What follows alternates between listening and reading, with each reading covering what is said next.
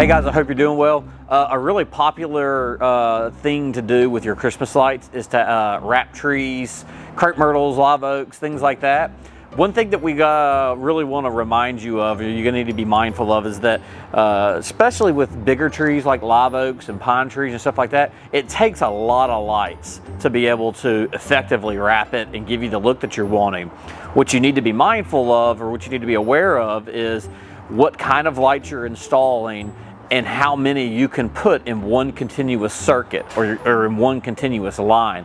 So if you're using incandescents, it's going to be a lot less. If you're using LEDs, you can put a lot more. But even with LEDs, because they've got fuses inside of the plugs, you can only connect so many strands end on end before you have to put a break in a line, like with a three-way or something to that nature, or maybe even a new additional power source. So like I said, it's very deceiving how many strands it actually will take.